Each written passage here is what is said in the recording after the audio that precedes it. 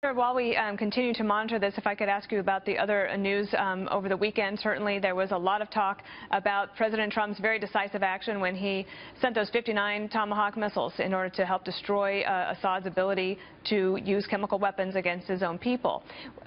Since you're obviously very intimately aware of all of these developments, I wanted to ask your initial thoughts and also about these questions about, did the president have legal authority to do that? Sean Spicer in the briefing was explaining that he believes he does under Article 2, and yet you have other members of Congress who are saying, well, hold on a second, we don't think that's right, and maybe you're going to have to come to Congress if you want to take any further action.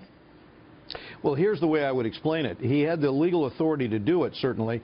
It was in the interest of the United States to stop these gas attacks.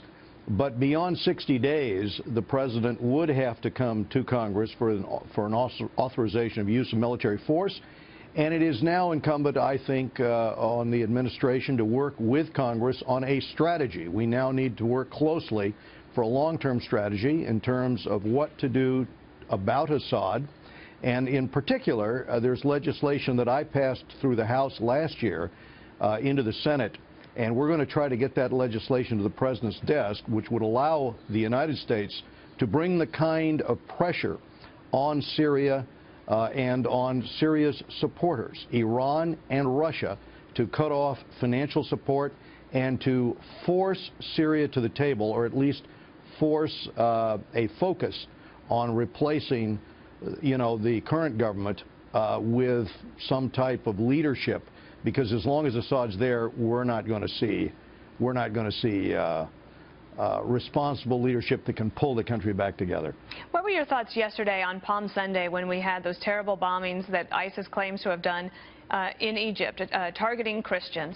As the chairman of the House Foreign Affairs Committee, I mean, you're no stranger to the terrible problems that we have with terrorism.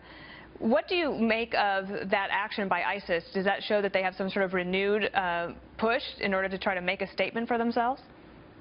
Well, this is why our important work of destroying ISIS, defeating and destroying ISIS, is so important. What you saw in these attacks on Christians in Egypt is no different than what you see across Europe in terms of the attacks on the Jewish and Christian communities there.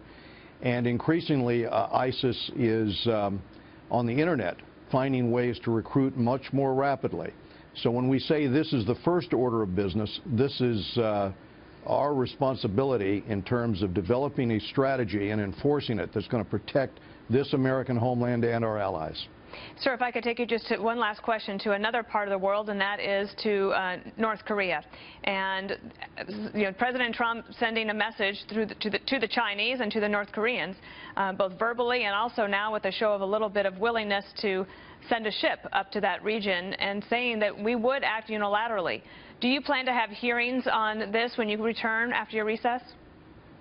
Yes, we will. And also myself and the ranking member of the Foreign Affairs Committee, Elliot Engel, we passed a bill into law which allows the United States to put third-party sanctions on North Korea. In other words, this would prevent China and other countries from supporting the regime in North Korea, and that was passed through the United Nations Security Council as well. So the tools are there for a U.S. president to use in order to shut down hard currency going into the country, and that could either implode the regime or block access to the resources necessary for an ICBM program. And I think at this point that's what the administration is considering.